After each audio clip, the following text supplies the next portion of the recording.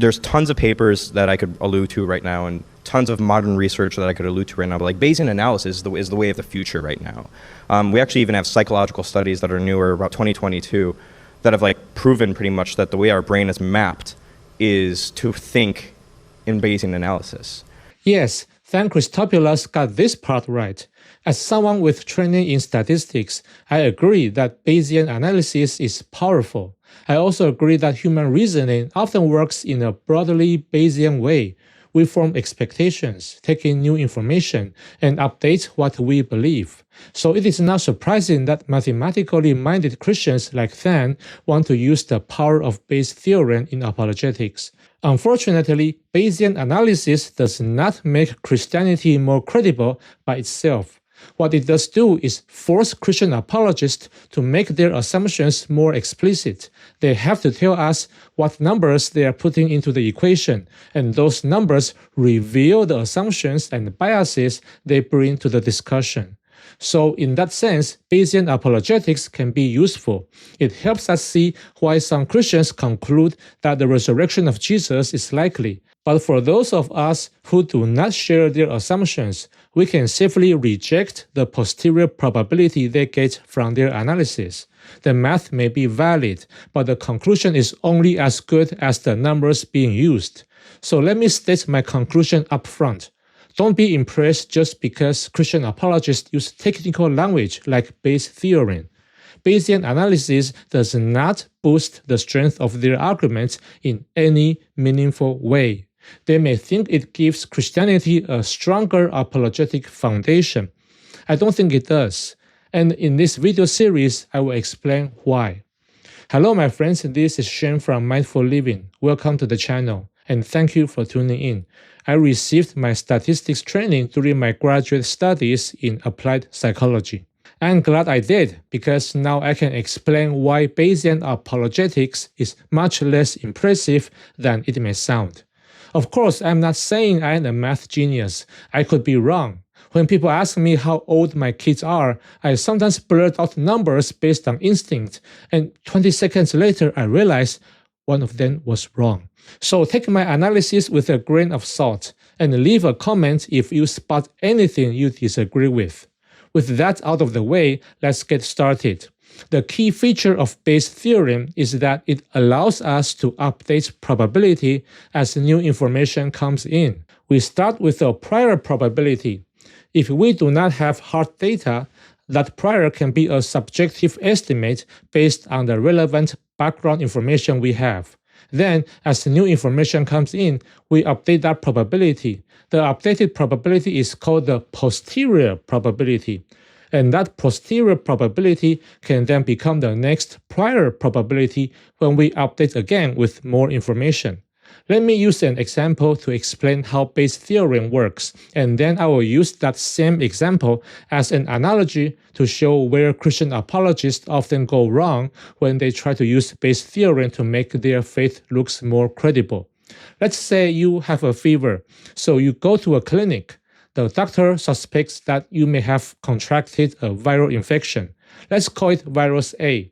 The doctor gives you a rapid test designed to detect virus A, and your result comes back positive. Then the doctor shows you the box of the test kit.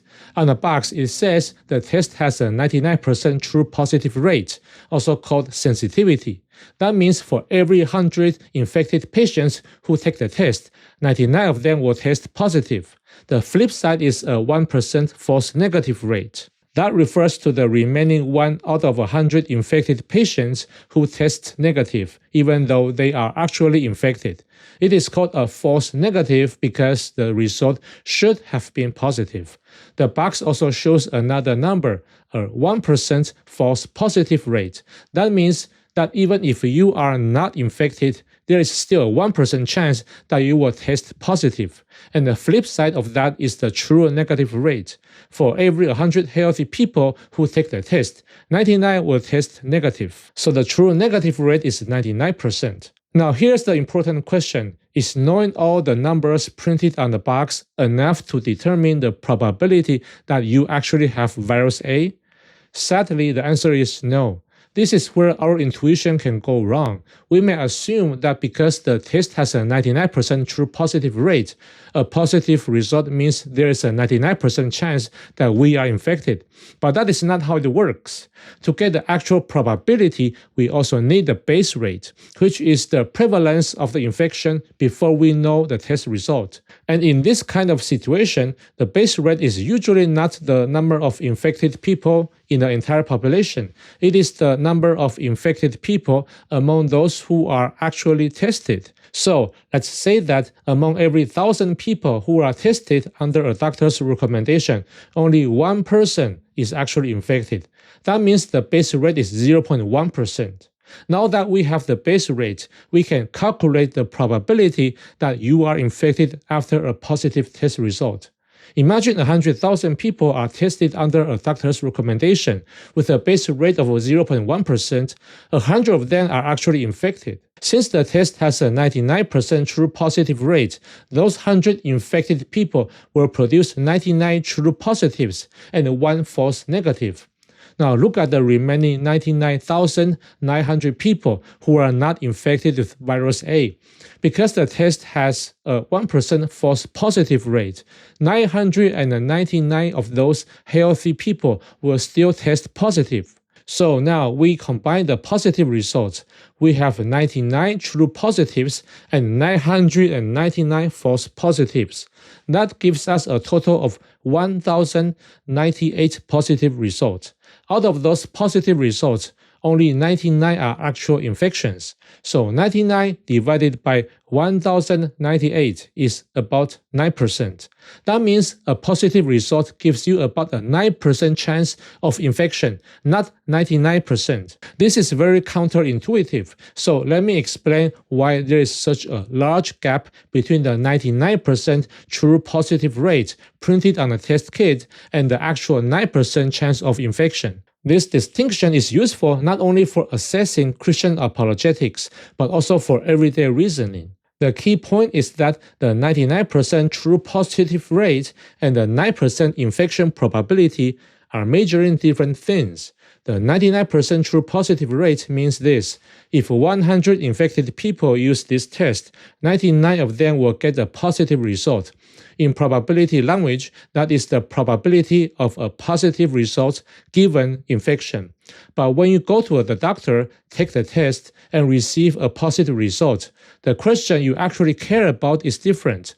You want to know the probability of infection given a positive result. So one is, what is the probability of a positive result given that the person is infected? The other is, what is the probability that the person is infected given that the result is positive? These two probabilities sound similar, but they are not the same, and it is very easy to confuse them. Furthermore, the 99% true positive rate of the rapid test is a fixed number. It does not change unless the manufacturing of that test changes, or unless you use a different test from another company. But the probability that you are infected can change, even if you are using the exact same test. In the first scenario, we said that the Bayes rate was 0.1%. That is our prior probability. If the prior probability changes, then the probability of infection given a positive test result will change as well. Let's say the medical association updates its recommendation for using this rapid test. Now, doctors are told to administer the test only if the patient shows 3 or more symptoms associated with virus A. Because of this stricter recommendation, many people who are not infected are filtered out before testing even happens. As a result, the number of infected people per 1,000 tests rises from 1 to 100. So the Bayes rate rises from 0.1% to 10%. Now, if you get a positive result, the probability that you are infected is no longer 9% as in the first scenario. It is now close to 92%. That is a huge difference. You might ask, but it is the same test. How can the probability of infection be so different? The answer is that the prior probabilities are very different in the two scenarios. In the first scenario, the posterior probability of 9% is an update from a prior probability of 0.1%. And the jump from 0.1% to 9% is still a significant increase. But in the second scenario, we already start with a 10% prior probability. So after a positive test result, the posterior probability rises to about 92%. So the reason you have a much higher probability of infection in the second scenario is not that the rapid test has become more reliable. It is because if you were low risk, you probably would not have been tested. The fact that the doctor tells you to get tested already means you are in a higher risk group than in the first scenario. Higher prior risk plus a positive test result gives you a much higher posterior probability of infection. So as we have seen, to engage in Bayesian reasoning, we need a few key data points. In the case of virus tests, we usually have some of what we need. The true positive rate and false positive rate are supposed to be experimentally confirmed using rigorous lab standards. What is usually harder to know is the base rate. And as we have seen, depending on how high or low that base rate is, the probability of infection given a positive test result can change dramatically. But this uncertainty can be reduced if we do more tests. Suppose we are back in the first scenario. After the first positive test, your probability of infection is only about 9%. But now you take a second test using a test kit from another company. The 9% posterior probability from the first test now becomes the prior probability for the second test. If the second test also comes back positive, then the probability of infection rises from about 9% to about 91%. This is similar to the second scenario, where the prior probability already started at 10%. This illustrates an important principle in Bayes' theorem. Even if we begin with a low or misleading prior probability, enough new evidence can overcome it. But this only works if the numbers used for updating are independently justified, not merely asserted. They do not always have to come from lab experiments. In historical reasoning, that is often impossible, but they should still be grounded in something more than intuition. They need to be supported by real data, relevant precedent, or a clearly defended model. For example, suppose you later find out that the test kit company did not actually confirm its true positive and false negative rates through rigorous experiments. Instead, those numbers were based on the vibe of its board of directors. In that case, you would not trust the test result just because the company printed impressive numbers on the box.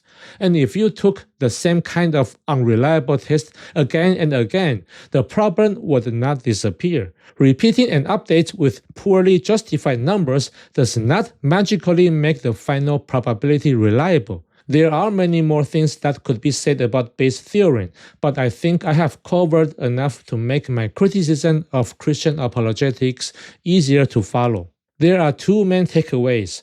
First, your prior probability can be subjective, but the further it is from reality, the less trustworthy your posterior probability will be. Second, if the numbers used to update the prior are not grounded in independent data, real precedent, or a clearly defended model, then the final posterior probability is only as persuasive as the assumptions behind those numbers. If your prior is subjective and your updates are also subjective, then your posterior will be doubly subjective, and that makes it unreliable. So how does Than Christopoulos use Bayes' theorem to argue for the resurrection of Jesus? He lays out his arguments in a blog post called Apologia, It's Time to Stop. Yes, he's making it personal. It's a bit cringy, but honestly, that is not the most cringy part of the blog. For those of you who do not know, Apologia is a skeptic who often critiques Christian apologetic arguments on social media. Check out his channel if you have not done so. He has some great content. Now, Than sets the prior probability of the resurrection of Jesus at 1 in a million as a supposed gesture of goodwill to skeptics. He actually thinks the number should be much higher. How high?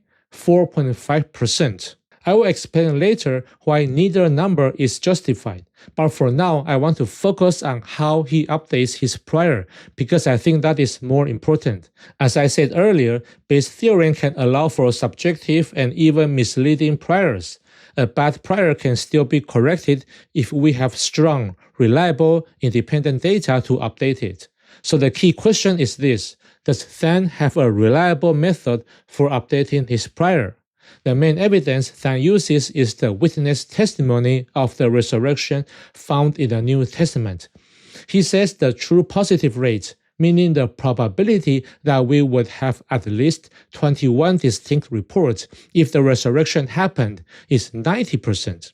He also says the false positive rate, meaning the probability that we would have these eyewitness reports if the resurrection did not happen but something else happened, is 1 in 10,000, or 0.01%. If you have been paying attention so far, you already know why this matters. To make meaningful progress from the prior probability, we need these numbers to be reliable. In the virus test example, the true positive rate and false positive rate are supposed to come from rigorous lab testing. They are not armchair estimates. They are not the result of vibe voting. But in the case of Jesus' resurrection, we do not have that kind of data. We have no precedent that allows us to establish the true positive rate. If a person really was resurrected, what is the probability that people would report it, preserve those reports, and eventually have them written down? We do not know. We have no data because there are no scientifically confirmed cases of resurrection anywhere at any time. So we are left with guesses. You sit in your armchair and estimate the number. Than says it's 90%, but where did that number come from? Why not 99%? Why not 75%? Why not 50%? For prior probability, using an estimate may be unavoidable, but if you also use armchair estimates to update that prior, then you are not making much progress. If your prior is biased and your update is also biased, then your posterior will be doubly biased. That is very important to keep in mind. You might say I'm being too nitpicky here. After all, we do have confirmed extraordinary events on record. For example, people have witnessed meteorites striking the ground. So if something as extraordinary as a resurrection happened, surely people would report it and record it. But this objection misses an important distinction. We are not talking about rare natural phenomena where the causes can be studied, measured, and quantified independently of human testimony. We are talking about supernatural events, and that creates a categorical difference. With rare natural events, we can study the physical processes behind them. We can estimate how often they happen. We can compare witness reports with physical evidence. We are not relying only on the reports themselves, but with supernatural events, we have none of that. For all we know, supernatural events could happen mostly in deserts, under the sea, in high mountains, or in deep space. Maybe humans have recorded only 1% of all supernatural events that have ever happened, because most of them occur where no human beings is around. Can we rule that possibility out? No. Of course, that does not mean it is true, but it shows the problem. Once we are talking about supernatural events, we do not have the kind of background knowledge needed to confidently estimate what would or would not be reported. We are so used to thinking of miracles as events that happen near human beings, for human beings, and in front of human beings, that this possibility often does not even enter our minds. But that assumption is already part of a religious worldview. It is not something Bayes' theorem gives you for free. Since we do not have confirmed cases of miracles that happen without anyone seeing or reporting them, we are really in the dark about the probability of miracles happening without being reported. A concrete example may help. Buddhists believe in reincarnation. Theoretically, every living creature has past lives. So if reincarnation is true, then this is a supernatural process happening everywhere, all the time, usually without human awareness. Even if we limit the discussion to human beings, how should we calculate the probability that a person would report that they remember their past lives if reincarnation is true? We have no idea. Now, you might say the fact that most of us do not remember our past lives should count against reincarnation, but not necessarily.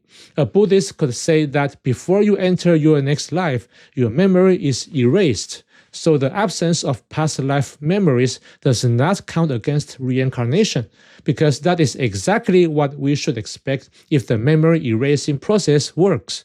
But then, what about the occasional cases where people claim to remember past lives?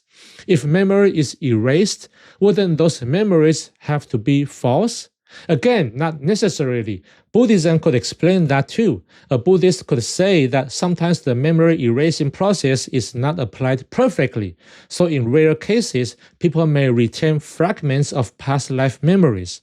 Now notice what happens. Once all of that is built into the hypothesis, a Buddhist apologist could say something like this. Given reincarnation is true, and given that memory erasure between lives is usually but not always effective, we should expect a small number of people to report past life memories. Maybe there's a 90% chance that at least one person in 10 million would report such a memory. And if that number happens to roughly match the data we already have, the Buddhist apologist could then say, see, reincarnation predicts the evidence. But that sounds a lot like the Texas sharpshooter fallacy, doesn't it? You look at the real-world data first, then you adjust your miracle hypothesis so that it fits the data, and then you use the same data to update the prior probability in favor of your miracle hypothesis. Of course, that will make the miracle look more likely. But the problem is that the probability was not independently established. It was built around the evidence after the fact. And this is the danger with Bayesian apologetics. If your model is flexible enough to explain whatever evidence already exists, then plugging numbers into Bayes' theorem does not make the argument more objective. It only gives a mathematical appearance to a set of assumptions you already wanted to make. Do you see the issue? My point is not that reincarnation and resurrection are the same claim. My point is that religious hypotheses can be made flexible enough to predict the evidence after the fact. Now, let's revisit Than's Bayesian analysis. The hypothesis is that Jesus was indeed resurrected. Than estimates that if Jesus was resurrected, there is a 90% probability that he would appear to his disciples, resulting in at least 21 testimony accounts in the New Testament. At first, that may sound reasonable. Your mind may already be used to the idea that Jesus intended to appear to his disciples. But if you really think about it, a question immediately appears. Why mostly his disciples? I know Than mentions Paul and James, and I will deal with that later, but my point still stands. If Jesus is the God of all humanity, and if it is important for people to believe in him, why would we expect a limited set of appearance traditions preserved within Christian texts, concentrated around followers and early movement insiders, with no broad public verification? This becomes even more important because Than argues that the whole point of the resurrection was to validate Jesus as God incarnate. But validate him to whom? Presumably not just to his disciples, but to all of humanity, right? That is what Christians believe. We can frame the question this way. What is the probability that we would get a limited number of resurrection accounts, most if not all, from Jesus' existing disciples, followed by reports of Jesus vanishing into the thin air after a few weeks, so that no one else could verify the resurrection for themselves, and everyone else has to rely on the testimony of his followers, given that Jesus was resurrected and intended to use the resurrection to prove that he was God incarnate? I think that probability would be far lower than 90%. I think it would be close to 0%. Of course, that is just my subjective take. Christians can come up with all kinds of explanations for why Jesus appeared mainly to his disciples. They could say that even if Jesus had appeared to the priests and Pharisees, they still would not have believed, so Jesus was justified in not appearing to them. They could say that it was God's will for the gospel to be spread through the church, not directly by Jesus himself. But notice how flexible these explanations are. It is similar to the way Buddhists might explain reincarnation. The theory can be adjusted to explain both the absence of expected evidence and the presence of occasional supporting evidence. The disciples themselves, according to the gospel narratives, did not immediately believe the woman who testified in person that Jesus had risen. Yet somehow God expects the rest of us to trust an ancient text reporting what happened 2,000 years ago. That's not something I would expect. Still, Christians can generate almost any explanation they need, and no one can definitely prove them wrong because there's no hard data on who God is and what God would want to do. But that is exactly the point. It means the values being assigned in the Bayesian calculation are highly subjective and highly shaped by prior theological commitment. Now, let's look at the false positive rate Than suggests, which is 0.01%. This number is also very problematic. I want to spend more time on this because, unlike the true positive rate for resurrection, here we actually do have some background data we can use to ask whether Than's number makes sense. In this case, the false positive rate means the probability that resurrection reports would exist, even if no resurrection actually happened. Christian apologists are obviously motivated to make this number very low, just as they are motivated to assign a higher prior probability to the resurrection hypothesis. Going back to the rapid test example, if a test has a very low false positive rate, then when you get a positive result, it becomes harder to dismiss it as a false positive. It makes more sense to conclude that it is a true positive. In the same way, if Christian apologists can assign a very low false positive rate to resurrection reports, that will dramatically boost the Bayes factor. In Than's formula, the Bayes factor is 9,000. That is what allows him to raise a prior probability of 1 in a million to about 0.9%. Now, the flip side of the false positive rate is the true negative rate. In this context, that means if there was no resurrection, what is the probability that no resurrection reports would appear? No resurrection and no resurrection reports. Using Than's number, the true negative rate would be 99.99%. You might be tempted to say that this does not sound too unreasonable. After all, in our modern Western setting, we do not constantly hear resurrection reports. We do not even hear any kind of miracle reports every day. But that intuition is shaped by the modern world. We are talking about the ancient Mediterranean world, where supernatural interpretation was common. Visions, omens, divine signs, healings, dreams, God's appearing in human form, and heavenly messages were all part of the cultural background. In that world, gods were often assumed to be part of the natural order, and the line between natural and supernatural causes was blurry.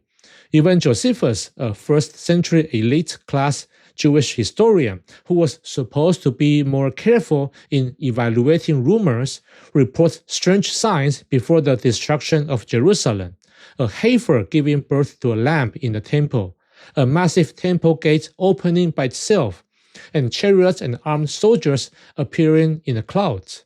He did not treat this simply as silly village rumors.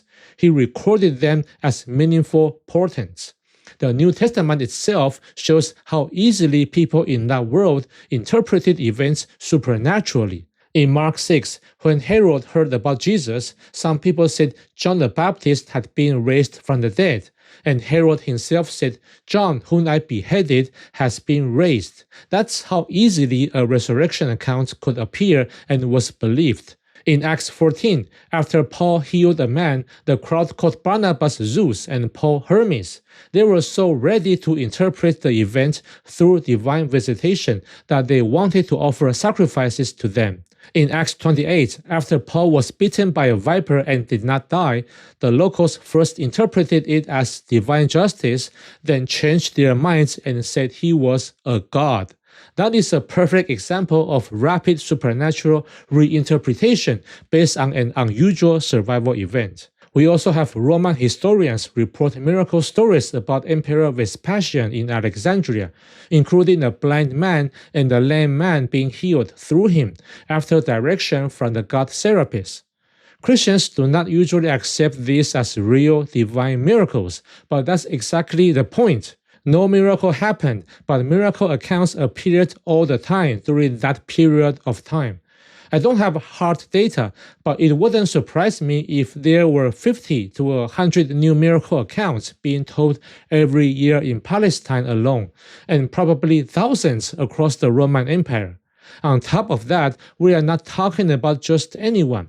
We are talking about Jesus, a religious leader at the center of a Jewish religious movement. His movement already used the language of resurrection, and he lived in a wider Roman world saturated with miracle stories, including stories of heroes, rulers, and divine men defeating death or being taken into heaven. Think of figures like Hercules, Romulus, Asclepius, or other heroic and semi-divine figures in Greco-Roman tradition. On top of that, in the Gospels, Jesus predicts his own death and resurrection on 3 separate occasions. If a religious leader predicts his own death and resurrection, is it really that hard to imagine that after his death, some of his followers might be tempted to proclaim that the Master had indeed risen, even if he had not? Of course, as a skeptic, I doubt that Jesus actually made those predictions before he died, but Christians do believe he did, especially biblical maximalists like Than and Lydia McGrew. And I'm sure they would not want to use a double standard where they include gospel testimony and narratives when those details boost the probability of the resurrection, but ignore other passages when those details might lower it. I know some Christians would say that the disciples forgot Jesus had predicted his resurrection, so they were not expecting him to rise again. They were scattered, afraid, and confused. That might work as a possible explanation, but then they also have to explain how the disciples were able to remember Jesus' other teachings so reliably that we can trust the sayings of Jesus in the Gospels as accurate recollections. I do not think that works very well. And if Christians appeal to the passage in John where Jesus says the Holy Spirit would help the disciples remember what he taught after the resurrection, I think that becomes too ad hoc to be taken seriously. But anyway, let's not get sidetracked. The main point is that it is not hard for miracle stories to emerge in ancient times, even if no miracles actually occurred.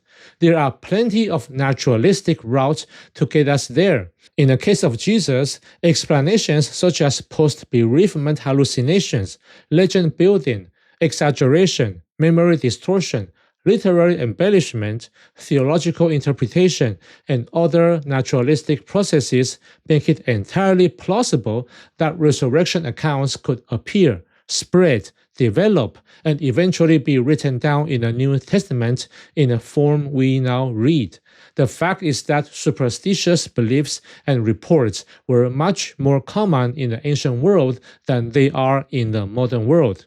People were generally more ready to accept supernatural explanations when they saw or heard about something extraordinary.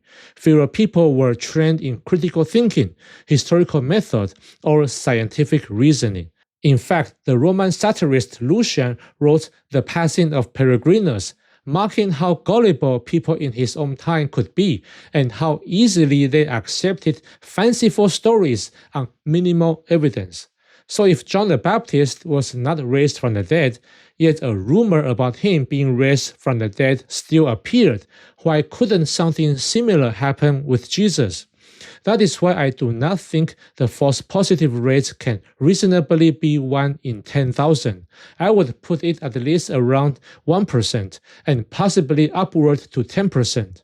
Now, to be fair, if no resurrection happened, then in most possible scenarios, the most likely outcome is that there would be no resurrection testimony at all. I can grant that. But given the superstitious nature of the ancient context, and given that Jesus was not just a random person, but a religious leader who, according to the Gospels, predicted his own resurrection, there was already some meaningful likelihood that someone would generate a resurrection story about him, even if nothing like that actually happened.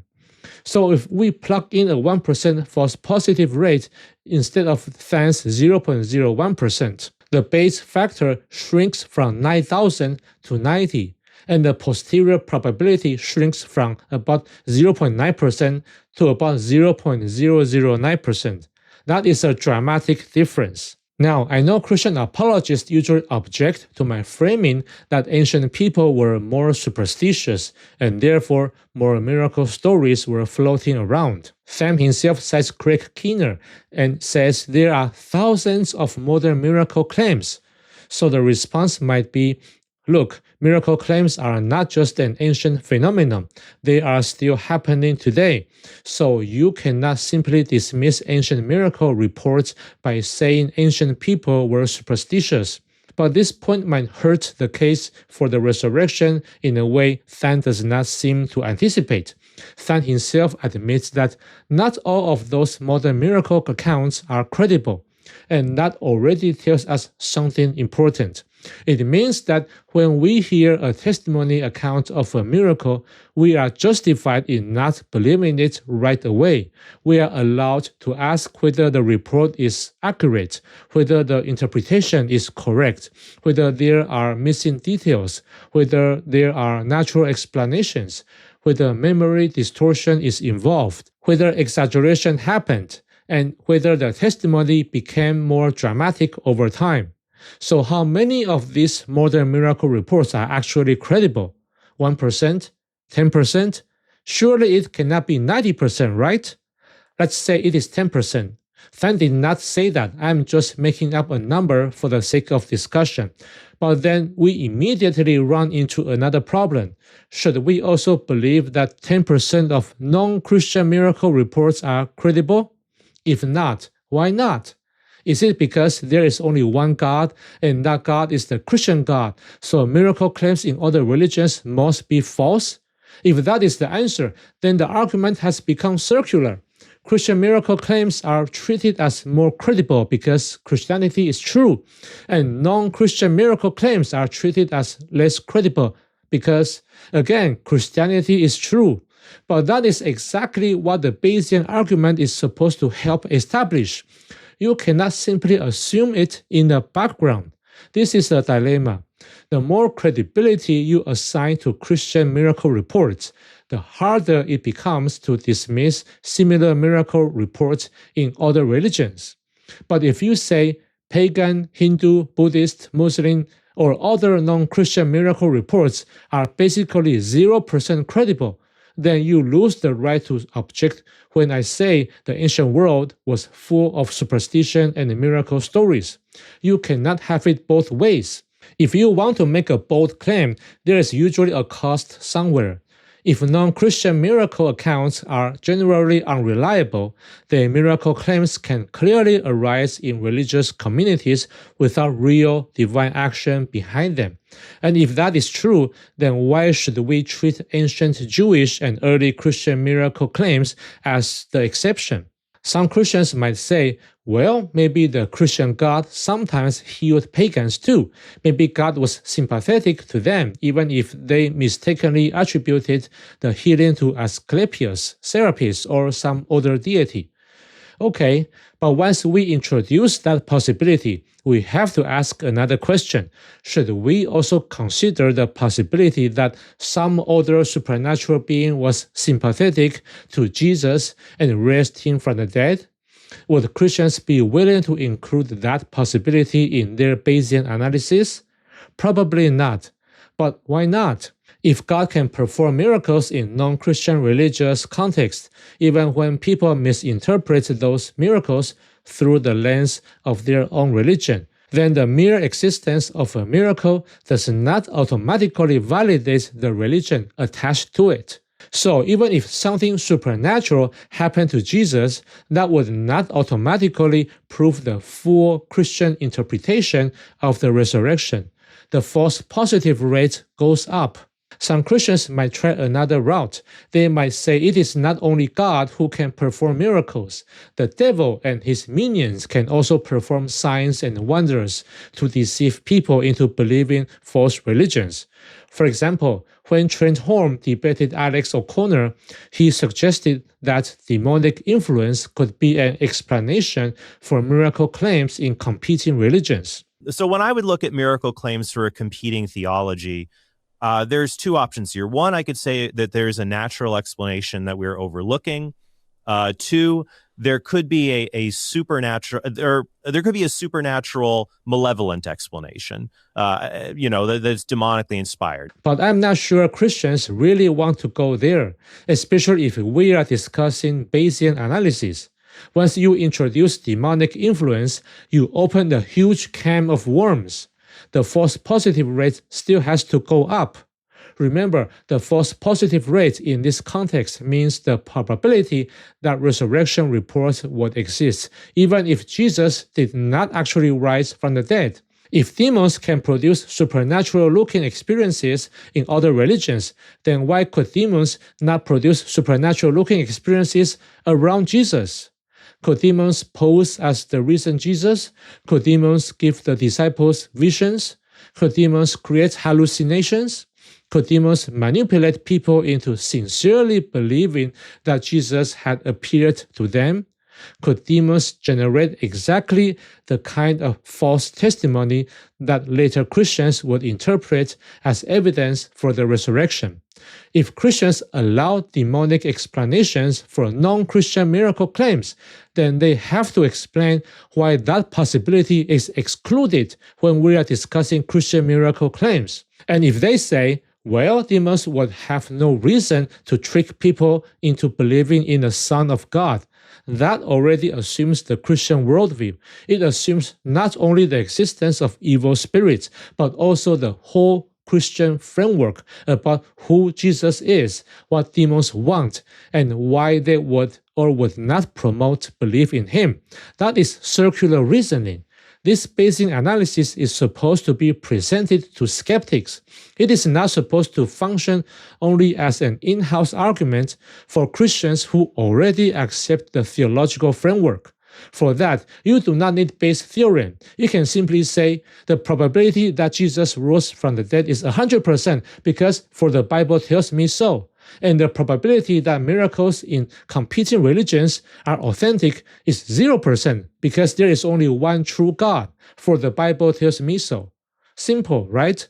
But skeptics do not buy that for obvious reasons. So if Christians say, fine, let's not assume the Christian worldview, but let's still include the possibility of demons in the equation, then Than's false positive rate of 0.01% becomes much harder to defend.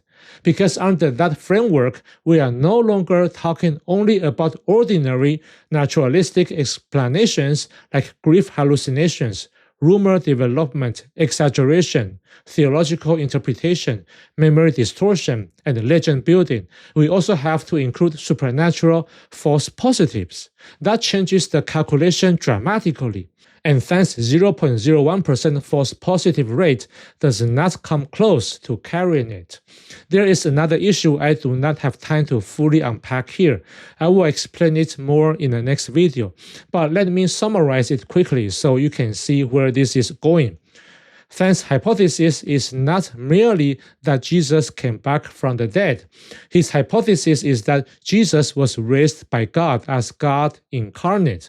That matters because his 4.5% prior probability is built from theological steps. He starts with the probability that God exists. Then he asks, if God exists, what is the probability that God would become incarnate or become a man? Then he asks, if God became incarnate, What is the probability that God would validate that incarnation through resurrection? So for his 4.5% prior to work, the hypothesis cannot simply be Jesus was resurrected. It has to be something more like Jesus was resurrected by God as the vindication of God's incarnation in Jesus. That changes how we should think about the false positive rate. The false positive rate cannot simply mean what is the probability that we would get this resurrection report if Jesus did not rise from the dead. It should mean something closer to what is the probability that we would get this resurrection report if Jesus was not raised by God as God incarnate. And once we define the hypothesis that way, the false positive rate should be much higher. Why? Because even if Jesus somehow came back from the dead, and even if people saw him and reported it, that could still be a false positive for Than's actual Christian claim. It would support the claim that something strange happened to Jesus, but it would not automatically support the claim that Jesus was God incarnate, or that the Christian God raised him to validate the incarnation. Maybe Jesus was just a regular person who was somehow raised, like Lazarus. Maybe another supernatural being was involved. Maybe the event was real, but the Christian interpretation was wrong. In all of those scenarios, resurrection reports could still exist. They might even point to the possibility that someone was resurrected. But even if that were true, it would not automatically mean that this person was God incarnate. That is the key distinction. A resurrection by itself would be an extraordinary claim, but it would not automatically prove the full Christian claim that Jesus was God in human form, or that God raised him specifically to validate the incarnation. This is a major blind spot, and it is not just Than. Many Christian apologists move too quickly from Jesus was resurrected to therefore Jesus is God incarnate. But those are not the same claim. The second claim carries much more theological baggage, and it needs its own justification. And I will explain why that matters more fully in the next video. Before I wrap up, I want to quickly mention that I have opened a Patreon account for Mindful Living. You can find the link in the description. You can join for free, and I will publish public posts there from time to time. For those who want to support the channel more directly, there are also paid membership options. This channel takes a lot of time and research to produce, so your support really does help me keep making this kind of content. Thank you for watching, and I will see you in the next one.